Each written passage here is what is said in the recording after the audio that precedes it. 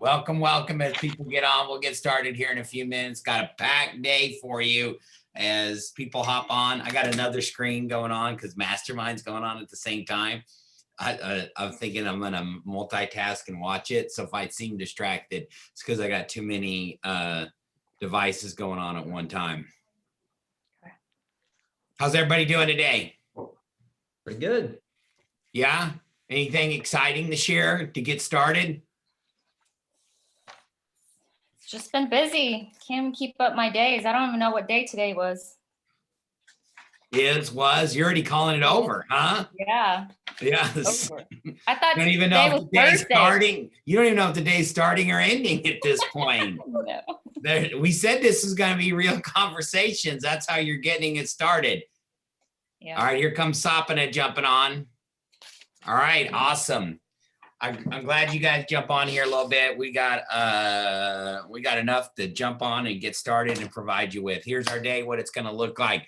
Hour packed. We're going to have real conversations of what's going on in our market, right?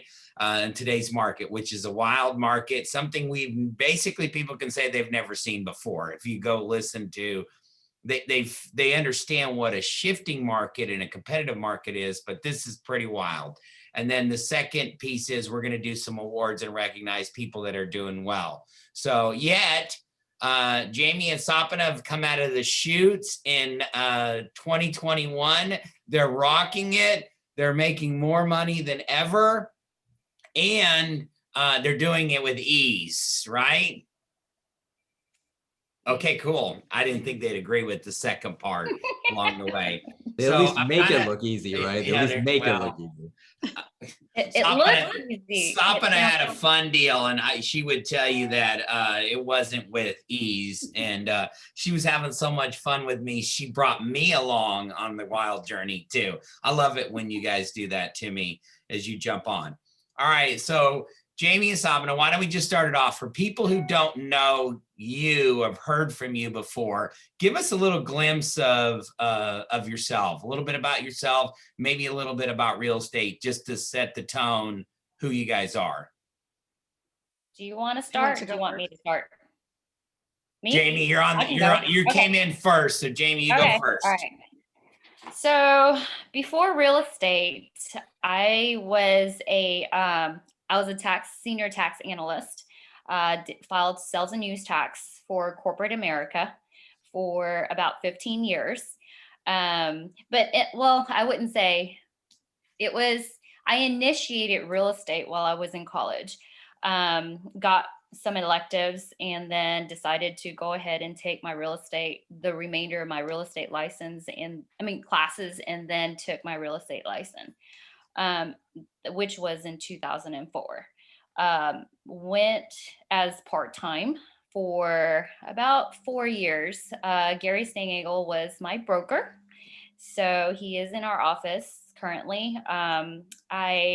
So all that time I was part-time, still working for corporate America for 15 years. In 2014 is when I opened my eyes, met Troy, remarried. And then he said, Jamie, let's let go corporate America because you do so well in real estate. You're a people person. And that's when I went full time. So at the end of 2015, I left corporate America, started fresh. 2016 when I just took off, went full time starting 2016 and then current. So, but I wasn't originally full time. Yep. You made a great transition into it, and glad that you did. Okay, awesome. Sapana, tell us about you. I'm a mother of 3.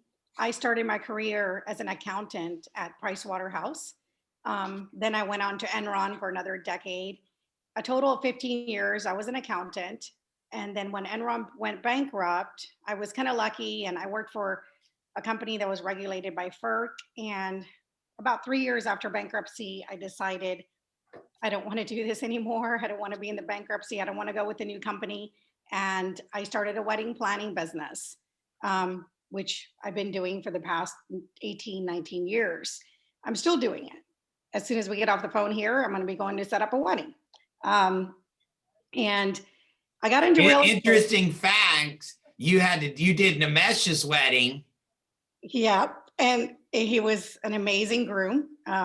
One of those unusual grooms that gets very involved in the weddings. Yes. You know, We call that a bride, by the way. Oh, okay. We call it a groomzilla. Groomzilla. There you go. All right. Okay. And Interesting fact. I'll So just I guess, I'll just keep listening. Yeah, this is my third year in real estate. I got my license. The primary motivation was I had always been speaking to my mother-in-law about maybe getting my license, maybe transitioning into real estate. And she passed away. Literally 30 days after she passed away, I signed up for the classes. It's something that I always talk to her about, and I jumped into it. The first year was fun, but I learned a lot in my first year, and then I really made a lot of changes in the second year that has resulted in my success for the start of my third year. Okay. But that's about it. Okay. All right. Go right back to you, Sapna. You started off the year strong. Where are your deals coming from? I would say my deals are coming from me being in a business before. Okay. Okay. And like being very involved in the community. Yep. And I go to a lot of events, and during pandemic, it was kind of difficult to go to events, but I try to join all the things that were online.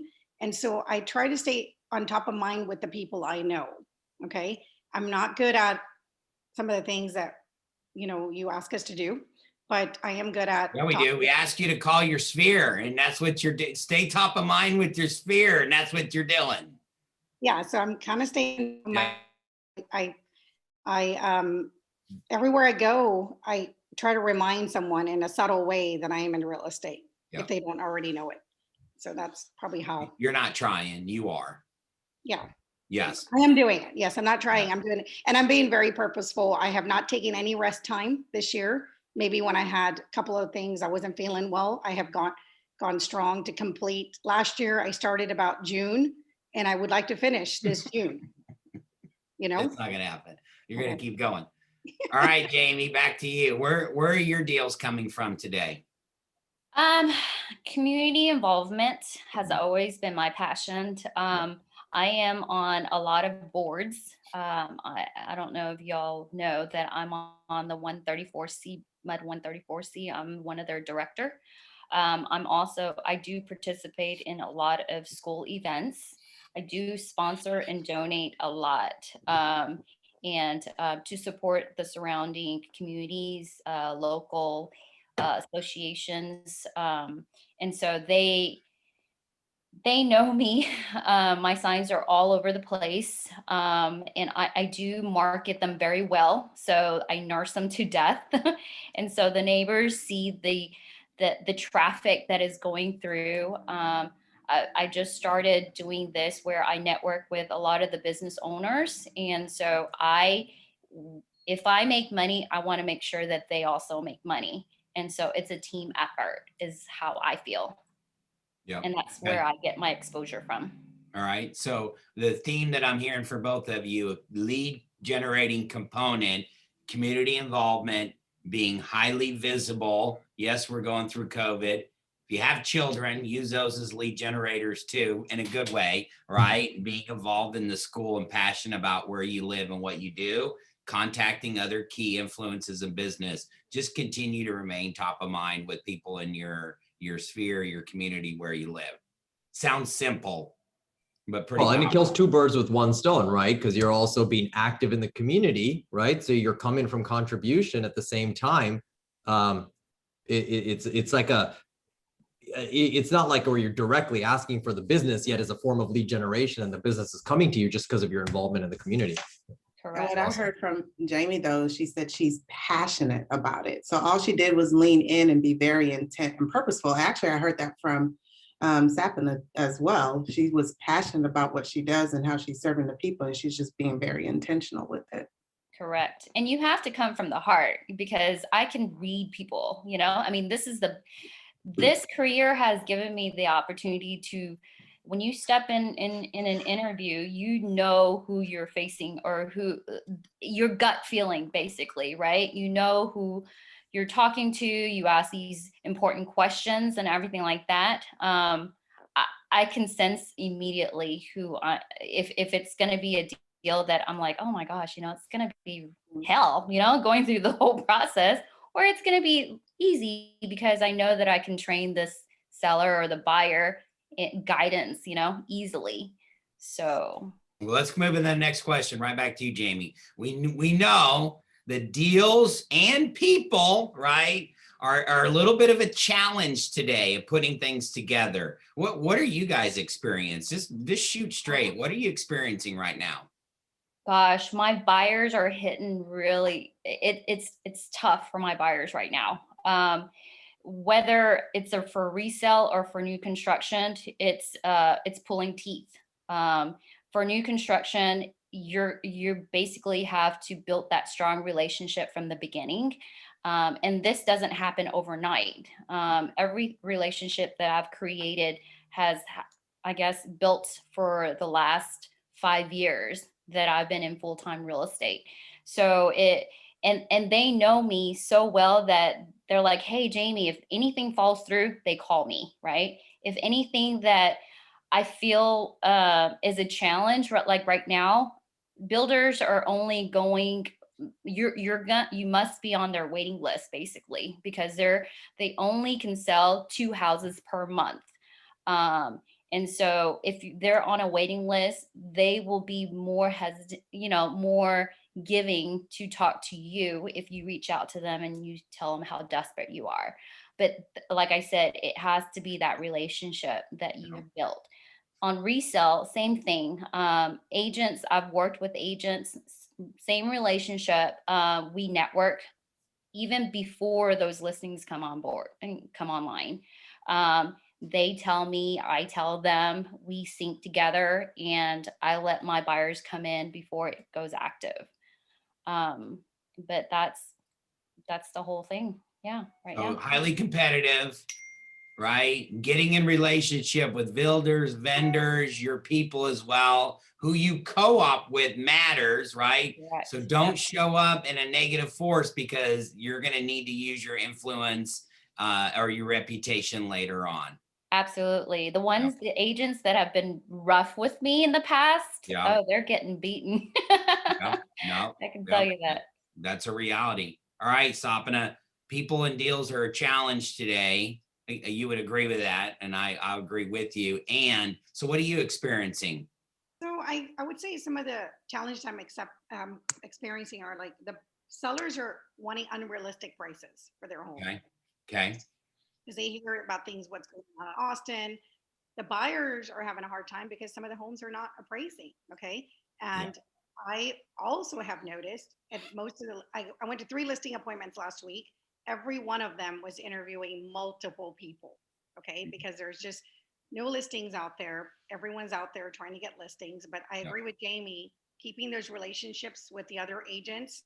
And I've kind of become the Telfair go-to person. I'm having agents from all over sending me text messages saying, hey, I've got a listing coming up. And I'm like, okay. So I think that is farming my neighborhood has been one of the biggest challenges, because there are so many agents farming my neighborhood, but I have managed to get a little piece of the business there. And the other thing that's really hard is when the listing goes up because of COVID, many homeowners want you to accompany all the showings. They want to make sure nobody's touching the lights. They're a little bit scared to put the listings up because they've got kids, or one of them is in the medical profession. And so it's been a challenge, and I've had to accompany showings, and many of my listings I've had to restrict showings when they're home, because when they're living at home, it's a huge challenge. With buyers, it's been very hard. I mean, they don't care. They want to live in Sugar Land. They're okay with an older home, a newer home, but it's very hard to find one. There's no inventory out there. New construction is one of the worst. And as you know, new construction, like Jamie said, you have to be on a waiting list. And even if you're on a waiting list, the chances of you getting a spot it's pretty difficult, and the prices have gone up so much, right? So some of those same buyers that were looking just 3 months ago are shocked at the price increases, and many of them have started deciding to go renew their lease or get into an apartment and wait. Yeah. Okay, right back at you. How are you going about getting your listings today? And what insights, if they're limited and we're lack of inventory, what insights do you have on getting listings? I would say get up and get out there. Okay. Do Yeah. not sit at home. Do not go to the office, even though it's fun to go to the office and see everyone. Try to avoid the office. Get out there. Go sign up for stuff. Go do stuff. There's plenty of volunteer stuff to do out there. Do open houses every single weekend. If you don't have anything, you should be out there doing open houses. People see you putting up the signs. People see you, driving up your car. That's all marketing. That's people watching you work, and then they'll call you, Yeah. and start farming. Start finding a neighborhood that you can farm 200 homes. It could be your favorite neighborhood, or it doesn't matter. Just find one. It doesn't even have to be your own neighborhood. Did I Okay. lose you? No, Jamie, how would you answer that questions? Listings. Most about 75% of my listings come by referrals. Or word of mouth, or they've seen my sign and it's from coming soon, active to pending and sold. And so with this market, I've actually, gone on the train, and everybody just see that traffic coming through constantly. So there was, like, for example, there's one street that I sell, and it's like my sign keeps on moving down the street. And so everybody starts laughing because they're like, oh my God, Jamie, you literally sold the whole entire street. And it's so referrals one thing, and then also I'm always out and about. I'm always in the community doing something. They see me, they wave at me, so I'm always present. That's one thing that is a huge factor. My kids go to school. I do not I don't do the virtual schooling. I still participate in the school, so they see me there as well. So it's just, yeah, it's present is very, very important. Yeah. So it's getting presence with people. It's having the market knowledge to have the conversation when the conversation comes up on the market. And then when you do have an active listing, right, you're marketing that at a full, you're milking it all the way through, right, to get all the leverage that you can out of that listing. All right, let's pivot to the buy side. You got these buyers, can't find them places. We find a house that they like. How are we going to win in this multiple offer situation with our buyers? Well, of course, you do your due diligence, right? You give them the comparables. You let them know what the CMA is for this particular property. But you also, if it's a multiple offer situation, you always have to give them the truth and what will happen with the multiple offer situation, either full ask, over ask. Some sellers are adamant about, getting that appraisal approved. Waiving that appraisal. Yep. So we have to educate our buyers. If that is the case, what will happen? And then, hope for the best. I mean, everything right now is just over ask, which is ridiculous. I experience it in my listings, and it's out of control. Mhm. Okay. All right, Sapana. How do we win in a multiple offer situation with our buyers? Yes, it's definitely a challenge. I'm very quick when we go see the house and I know my buyer's interested. I go ahead and let the selling agent know that we are submitting an offer. I ask about any disclosures. I'm very quick I do all my own documents. You broke Nothing up. is missing. On the listing side, I always see a lot of people bringing in just the 1 to 4, and they don't bring in anything else. I'm like, okay, they're not really serious, Mm, And so I make sure everything is there. I make sure the pre-approval form is there. And then I call them to let them know I've submitted the offer. I text yeah, them, yeah. and and then to keep me posted if if there's other offers coming in, and I stay on top of it. And then I explain to my buyers what's going on. And yes, I also, if we're going to offer above list price, sometimes we do agree to waive the appraisal, or we have it. There's a paragraph in there that it says if it goes to this amount, right? So you don't always have to agree to waive the appraisal. And I have gotten, actually, I haven't worked with any buyers, but I have gotten majority of my offers that I have submitted, except for the last 30 days. It's been very difficult. The Yeah. last 30 days, almost everything is. Well, I had one just recently in Imperial had backed out, and they backed out. Offer was going to get accepted, and then they backed out because she has nowhere to move, you know? So that kind of stuff is happening too. yeah. Okay, so here's the reality, right? Sometimes comps, what I'm hearing, do not make sense, right? Because they're not keeping up with the market. Pendings will give us a little insight if they, especially if things close. But part of it, you know what a home is worth in today's market? What a buyer is willing to pay. So if a person is in love with the home, here's the reality of it. This is what it's probably going to take for you to get this property. You're like, well, am I overpaying? Well, maybe not in 90 to 120 days because the value will catch up to it. And yet, how long do you plan on staying in the home? If we're going to move in 2 years, yeah, the timing could be off. And yet, if this is a forever home, 5 to 10 years, we don't have a crystal ball, it's still going to be a solid investment. And yet we got to really make sure that our buyers understand. And price is not always the number one thing. Other terms can be really important. So you guys are both listing agents. When you see multiple offers, besides price, what are some other terms that really stick out and are important to sellers right now?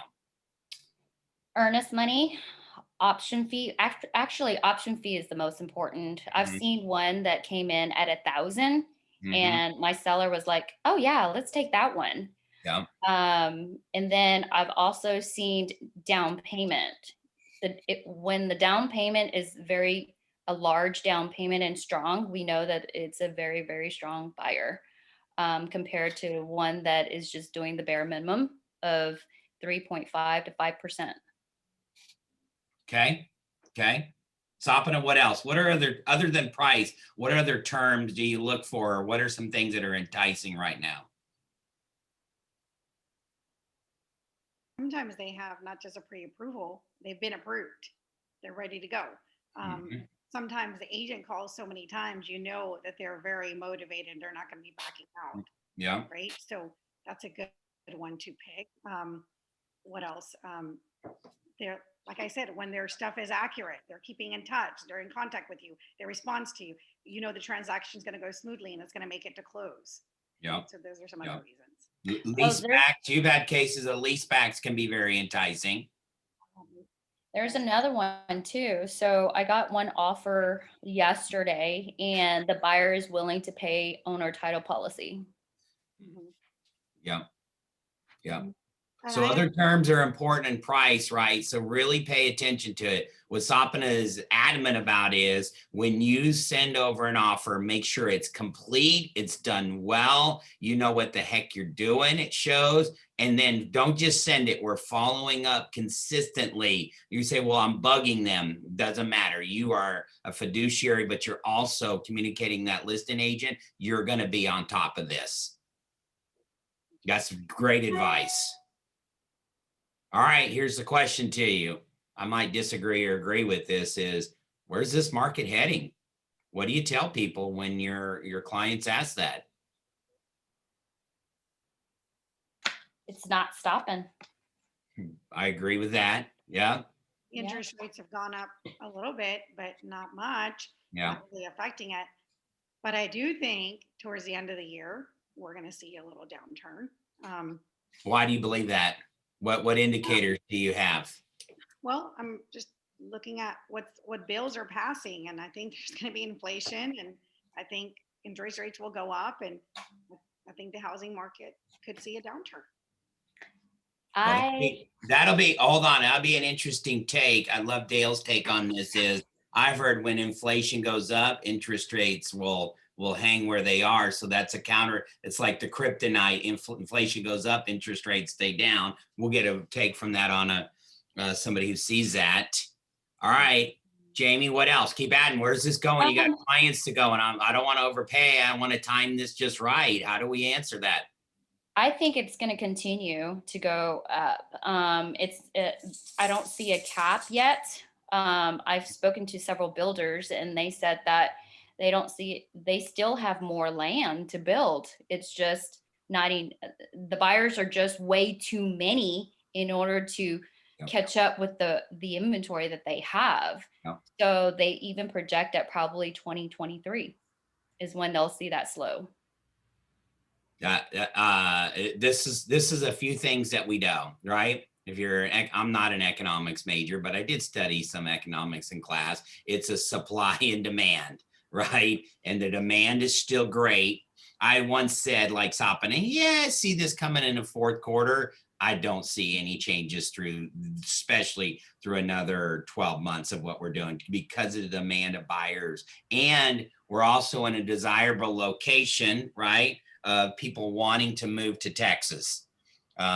Fort Bend County is still desirable. It's a place to move. You can still get so much home. So let me give you another perspective. I am connected with the Market Center in San Diego, and I was on their team meeting talking to this top producer. And if you heard some of these numbers, my mouth just opened. 1.7 million goes for 2.1. 2.1 goes for 2.5. A property listed over 2 million has 29 showings and 8 offers in a weekend. And their joke is they've never seen so many multimillionaires that are homeless looking for a home.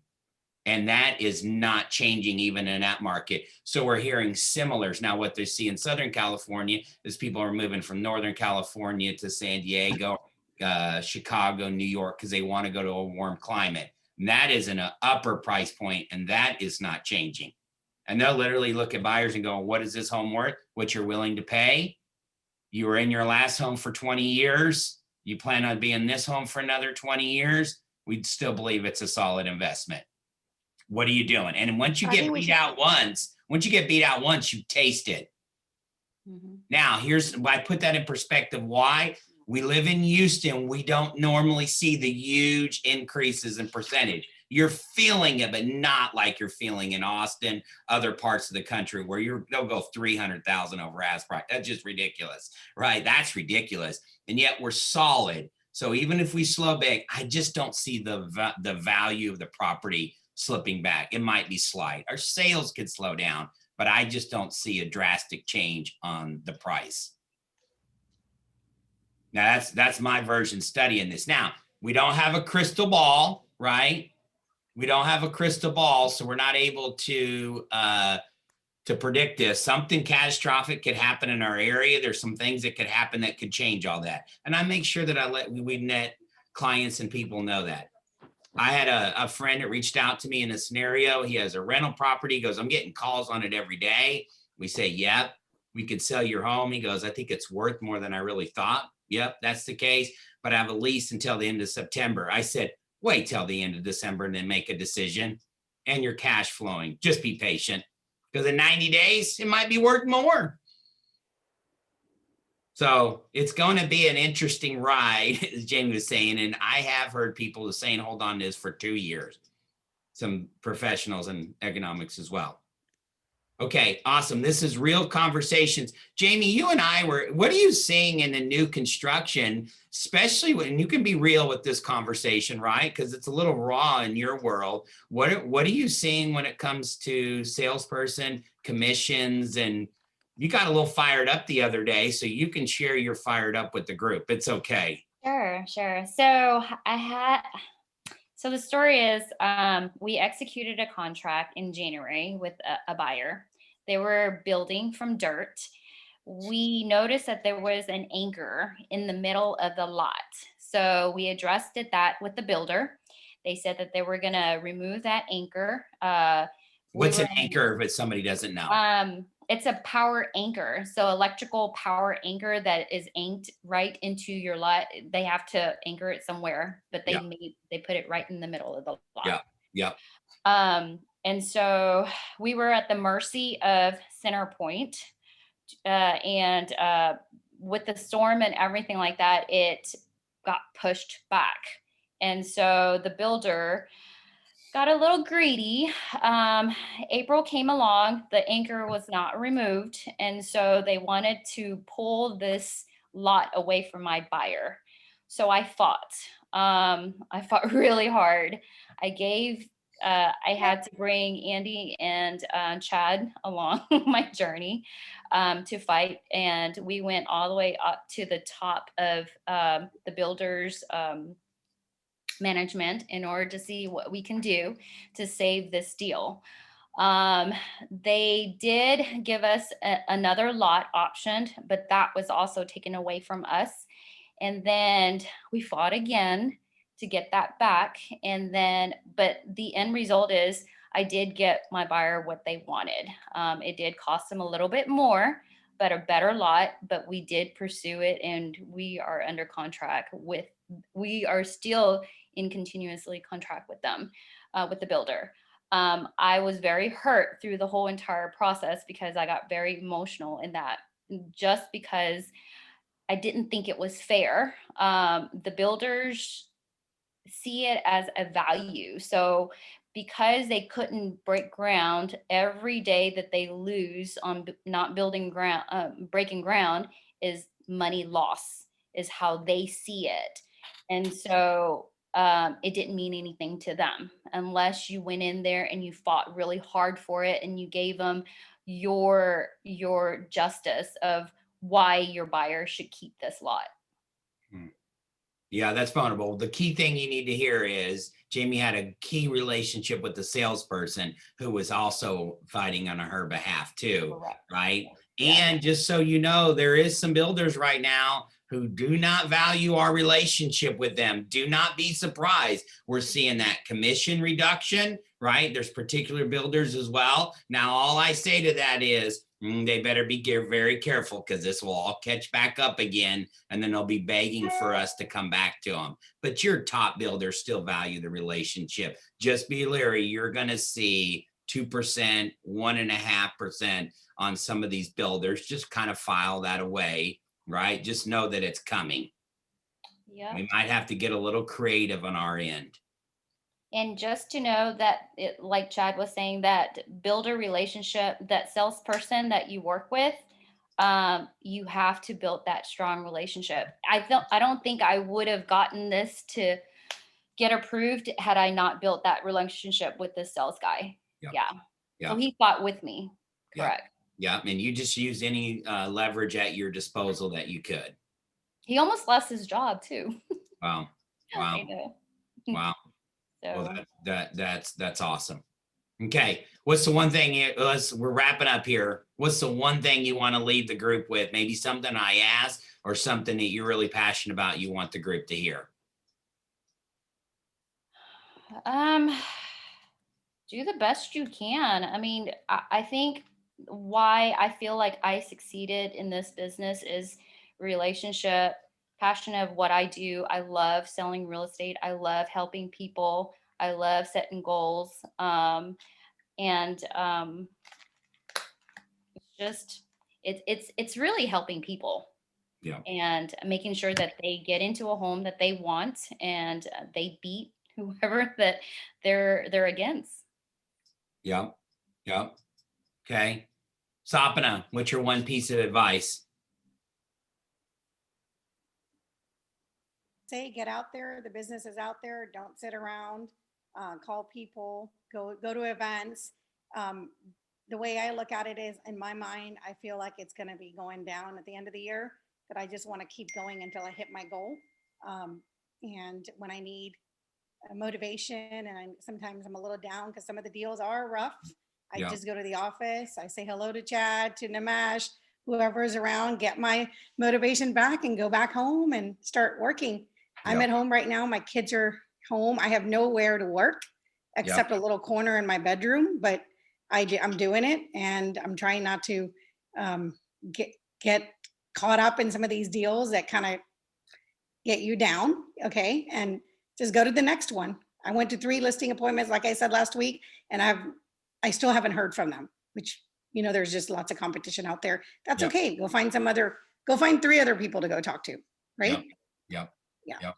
Well, we can tell people are at your house because they're pulling on your Wi-Fi. So Exactly, exactly. isn't that funny? Now that we recognize when Wi-Fi, so you're like, oh my gosh, you got kids or somebody else pulling on it. That's Yeah, so I've got cool. my daughter came home from UT to surprise our Yeah. dad for his birthday. Yeah. And she specifically told me this morning, please don't use Wi-Fi. I've got classes. I said, okay. It's the battle. It's the battle over Wi-Fi. All right. Well, the last question somebody asked is, what do you do when you get tired? Rest, go to sleep. Rest. And I tend to sleep until about 10 a.m. every day. I don't wake up at 5 o'clock. I'm not a 5 o'clocker. And if I'm tired in the afternoon, I'll take a 10-minute nap and just rest. And sometimes last week was my rest week. Sometimes you do need to rest because you will get tired working for 10-hour days. Yeah. Jamie? I garden. Yeah, you do. So, Yeah. That's awesome. So Meditation. find a hobby, play hard, rest hard, go hard, right? What the big takeaways I'm doing is you're present, you get out there, you're meeting people, you're being real in your conversations, you're protecting the relationships that you have, and be the best co-op agent you can be, because you might need to use that reputation and influence later on a deal to make you win. Okay, awesome. All right, thank you so much for joining in. We got an awards, and there's a cool thing. You're getting awards, so you can hang on as too. But Krista is going to pivot, and we're going to go right into, are we doing March awards? Yes, for March. March awards. All right, take it away, Krista. All right. So we like to start with our listing units because everything starts with listings. So here we have our top listing individual agents. Jamie Castens, whoop, whoop. Great job, Jamie. Here she is. First place with 4 units, followed by Nazneen and Pam Shockey, Winona Smith, and Yvonette McLean. So congratulations, ladies. And then our top listing units for teams, we had first place the Marta Mohan team with 4, followed by the Burgess group and the Flores team. And then with our groups, listing 9 units, we had the Audra O'Neill team leading the way, followed by the B&P team with 7, the Kathy Stubbs team with 6, and then the SIA group and the investor group with 4th and 5th. So congratulations to all of our groups. There you go. Listings are gold. Yes, they are. And so when you get the units, the volume follows. So not a surprise. Also first place is a listing individual was Jamie Castens at 2.7 million in listed volume last month. Congratulations, Jamie. That's a good job. Yeah. And then we had Nazneen at 1.3 million in second place, followed by Pam at 1.2 million, followed by Robbie Yansky and Susan Sattler. There you go, Susan. Great job.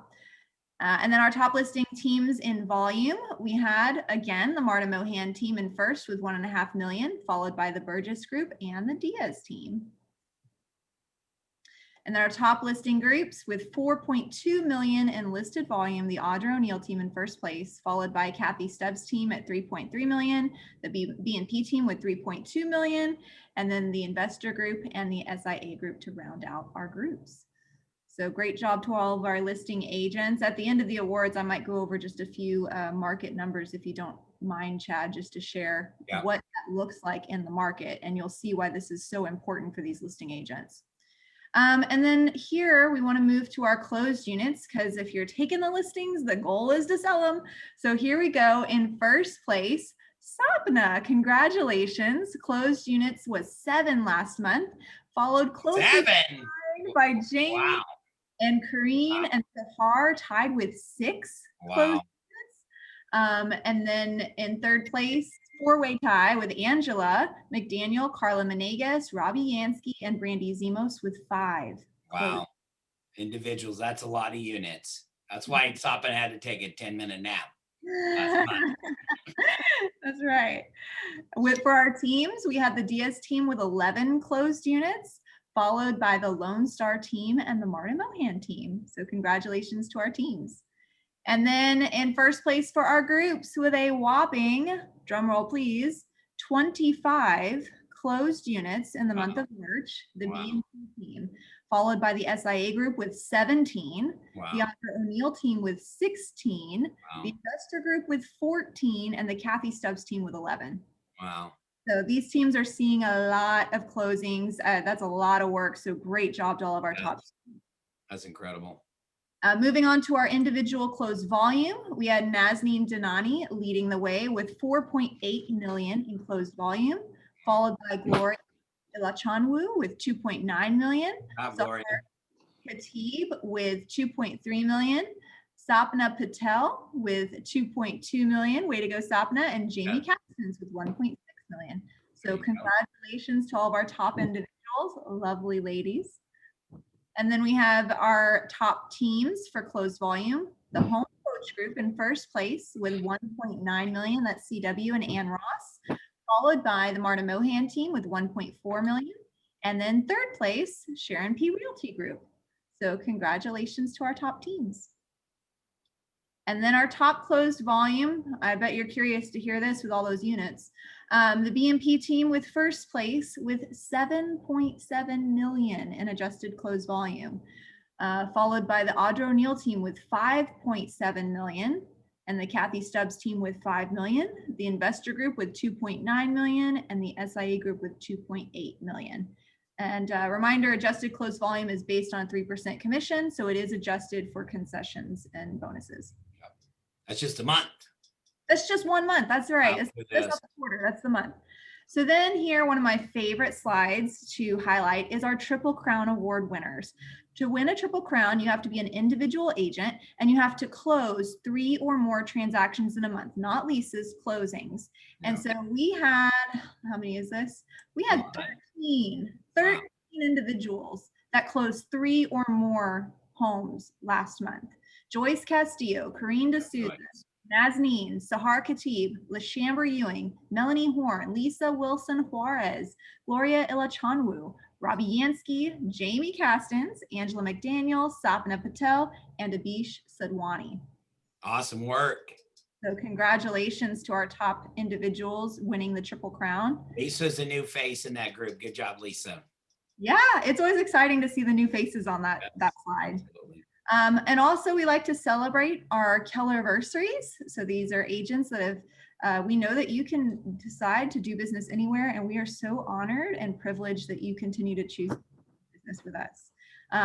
Celebrating 1 year, we have Kat Ankrum, who was with us, left, and then came back. So she's been back for another year.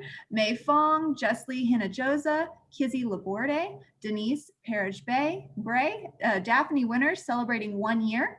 2 years, we have Irma Ariola, Taufik Olanepekun, and our very own Miriam Siddiqui, who works behind the scenes on a lot of our back office operations.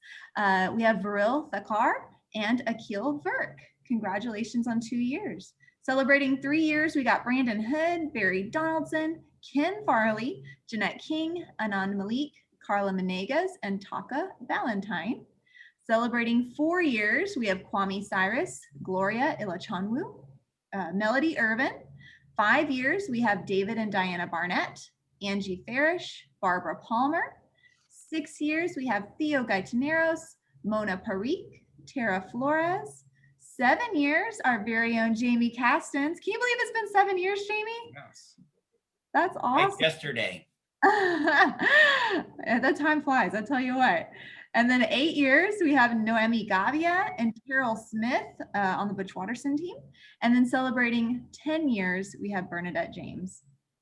So that is just such an awesome way. And it's so exciting because some of the people you see on this list, you see earning these top awards too. That's very exciting to see. Yes, that is. All right. And then moving on to, can you see my next screen here? The just listing. Yeah. Yes. Perfect. So we love to celebrate those agents that have their first listing with KW. Dave Rosenthal, congratulations on your first listing last month. So proud to be in business with you. And then Jocelyn Lewis also celebrated her first listing in the month of March. Awesome. And Ken Chung, who celebrated his first listing last month. Congratulations, Ken. and Michelle Montgomery with her first listing last month, and Paul Wash with his first listing last month. So There you go. congratulations to those agents with first listings. In this market, that is not an easy feat to get that first listing, so congratulations. Yep. And then celebrating first closing, and some of these agents you might recognize from the last month or two who had their first listing. Well, what happens? They get to celebrate their first closing. So Amanda Lee, congratulations on your first closing. Dana Hennigan, congratulations on your first closing with KW. Eddie Chan, looks like we need to get your picture, Eddie. Come on, Congratulations. Eddie. Proud of you. And then Hakeem Tajani, congratulations for your first closing with KW. Letitia Bailey with your first closing with KW, congratulations. Lisa Roberts, also with her first closing. Louis Mariscal with his first closing. And you know, the reason we don't have some of these pictures is some of these are newer agents, right? That's very exciting that they're having a closing. We need to get your headshot still. Yes. And then here, Noor Khan, congratulations on your first closing with KW. Hanyi Brown, also with her first closing last month. Reno Dominguez with his first closing last month. And Van Cow with her first closing with KW. Congratulations to all of our first closing agents. That's so exciting. Many more great things to come, I'm sure. And then also the last thing I wanted to highlight here is I like to remind everyone of our cappers from last month, because it is a great feat to cap. And you may have seen these on Facebook already, but I just wanted to run through these. So we had cappers, Melanie Horn, who capped last month. Horn, good job. Congratulations. Angela McDaniel, who also capped Angela. last month. Congratulations. Sahar Khatib, congratulations. The SIA group with Katan and Maytan, congratulations on capping last Andrew month. did all the work though, yes. And we know Sandra, she's a powerhouse back there, so great job. And then we have the Flores team with Israel and Tara. They also capped last month. And the YA real estate team. These are some new cappers with us. You might recognize Yuman Kuta. She was Rookie of the Year. And then her husband, who joined her team last year, they capped last month. So congratulations, guys. Awesome. Yes. And that rounds out the awards for the month of March.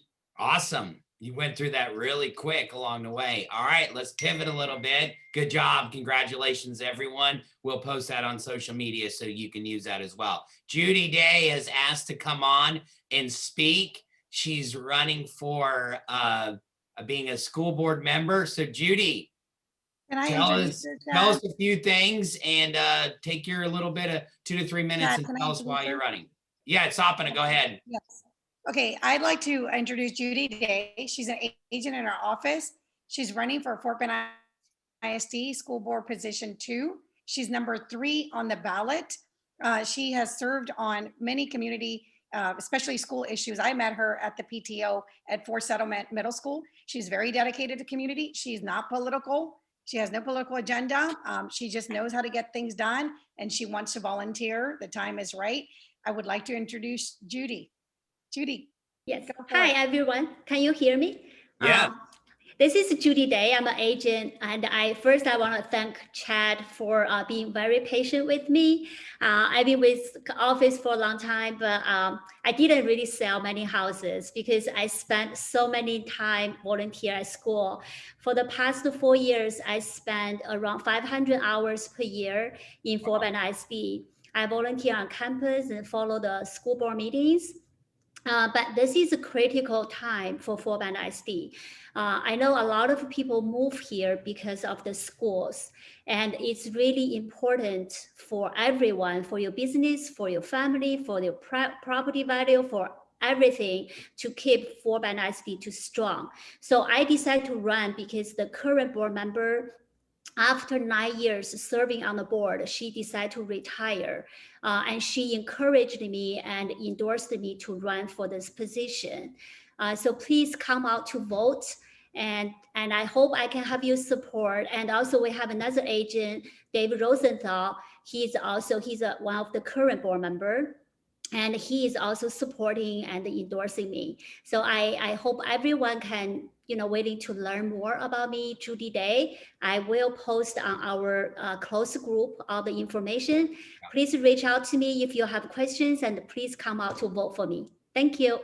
Awesome. Well, we know that is a important role in our school board. We like it when Fort Bend is a strong district. That also helps our property value as well. So that's an important thing to connect with. So, all right, Judy, thank you so much. And if you're in Fort Bend, I think you have to be in that specific area. No, anyone who live in Fort Bend ISD can vote. Okay. Yeah. Okay. And when is voting taking place? So the early voting started April 19th and Yep. ends April 27th. The election day is May 1st. Okay. So yeah, please come out and vote.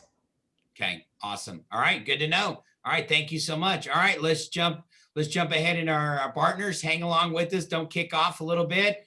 Let's go to Yuli with Reliant Energy, and she's got a testimonial as well. So take it away. Okay. I see a lot of new people here, so I just want to mention that we have a mover concierge program. It's free for the agents. Okay, they connect electricity. We have home security. You make a referral fee too. Okay. It is same as a superstar. I think when it comes to referral, I call the most her referral. Okay, her clients trust her. Okay. Your turn, okay? Yes. I mean, the key to convince anyone to do anything is they have to trust you. So that's one of the things. The other thing is that I try not to pressure them, to just go by this. Some of the tenants, they already have a contract with another company, but I tell them, compare. If you see it better, then you can easily transfer to Reliant. And you don't have to pay the termination fee. Sometimes they're not aware that if they move, that the termination fee is actually waived. So I try to explain that. I try to compare the rates with them, and they get convinced and they go with the referral. So that's the main key, is that they have to trust you and give them the space, not to pressure them to go by, what you think, and that's it. And I think that's what helps a lot, for them to actually go by what I say. So that's what I've been doing with tenants and even buyers. Sometimes buyers is easier to deal with because they're new, so they don't have a specific company actually. And it's also easier than actually searching for different companies and comparing and calling and so forth. So I just send them the number and I do the referral, and it usually goes by smooth. That's what I've been doing. Yep. Use it as a resource to you, especially it's a concierge, meaning it's convenient, it's smooth, it's easy, and the rates are highly competitive. Doesn't mean they always win, but year after year, it's going to be highly competitive with Yuli and Reliant. So awesome. Okay. Thank you so much. All right, let's switch it over to Melissa with celebrity/patent title. Yes, you did it. Thank you so much. I was going to say, we're slowly making the transition over to patent title, but celebrity title has been a household name, so we don't want to just all automatically switch to patent. And then everyone's like, what happened to celebrity? So we're making the transition. Today, I would like to, oh, by the way, hi, I'm Melissa. About ownership and encumbrance reports. So AKA title searches. A lot of times when you're going on these listing appointments, you ask the questions, right? You're asking, are there any outstanding debts? Do you have any liens? Any lawsuits, judgments, that sort of thing? Most of the time they're going to say no. But in the case that they don't know, or if they say no, you open title with us, all of a sudden, we're delaying closing because we have all these judgments, or we have something to get off of the title, commitment before we close. So what we can do at celebrity/patent title is to do a title search, and it's $125. You'll just send me the owner's name, the property address, and then we'll do a title search, and we'll get it back to you within 24 to 48 hours. And it's $125. Just email me, and then we can take care of that. Just because it adds value to you as a real estate agent when you're going in saying, well, if you don't know, if you're not sure, here's what we can do to help you cure those things in order to sell your home. So I think it adds value to you as a real estate agent. And that's where I come in to help. So anytime you need to reach out to me, have any questions about a title search or anything, please reach out. Okay, awesome, good stuff. All right, Dale, take it home. We can't hear you. I just need a sign.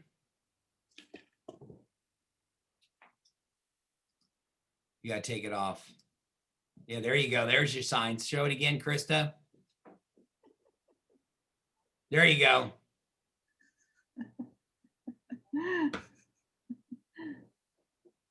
We still can't hear you. We had great questions to ask. Oh, here he comes. Your thing is part of the blue screen, I guess, because it was not showing as much. He's got to bring in Carla. We can narrate this. While we wait, there are a couple numbers I wanted to share about the Yes, market. go ahead while we're getting to them. So I got the report from Terradatum, which is a third party that looks at all the closings in the MLS, all the listings, that kind of thing. So we saw that listings did go down a little bit last March compared to the March prior. But what's really interesting is the contracts on listings are way up. And that's the story we've been seeing month after month. So our office, when you look at the units, we were up on listing contracts 91.5% compared to last year. Wow. HAR was up 66%, and our area, Fort Bend, was up 52%. So if you're having trouble, with those multiple offer situations on the buy side, that's why there's just such a huge increase on the contracts, but the listing volume is not seeing that huge increase to match that. All right, here comes Dale. Hey, good morning, everyone. Morning, Dale. We are challenged in that office over there. I've got a $1,500 camera that has a microphone and a speaker, and half the time it doesn't work. So if you need a good camera, it works great. But anyway, so talking a little bit about, what we're seeing in transactions, there's a lot that goes on behind the scenes from the time that you as agents take a contract, write a contract, get it executed and sent to a title company. And where we as a lender, we're seeing a lot of work that goes on the back end, but a lot of things are falling through last minute. You all know up front that if there's a survey and it's available, that we'd love to use it. It's going to save your buyer some money. We obviously need a T-47 signed, an affidavit by the seller saying there have been no changes to the property in order to use that. What we're seeing is that title companies, as swamped as they are, and we as lenders, as busy as we are, that as we get late in the transaction, that there is a delay in ordering the survey. And Melissa could probably speak to this, but a lot of times what we're figuring out is that if the transaction doesn't close and a title company orders a survey, then the survey cost may be stuck to the title company. So that's part of the reason that they're wanting to wait until last minute.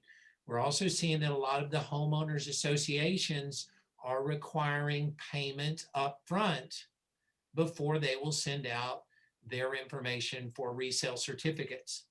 So the reason I'm bringing this up is that there may be additional costs to your buyers in the transaction prior to getting to closing.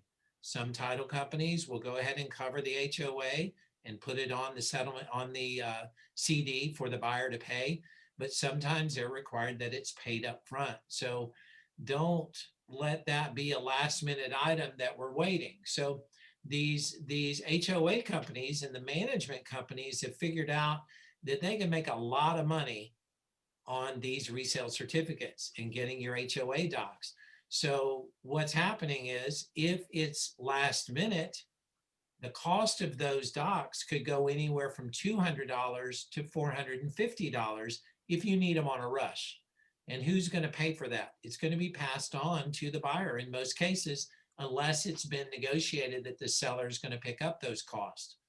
So just letting you know that it's all the same amount of work for the management company. They pull up the information on the account and they have it. And the only difference is they wait to send it today versus waiting 10 days to send it.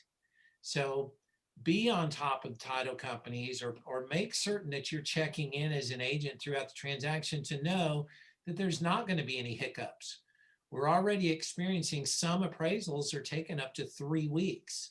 So if you all are really concerned about an appraisal making value, you need to talk to the lender about, can we order this appraisal in a rush?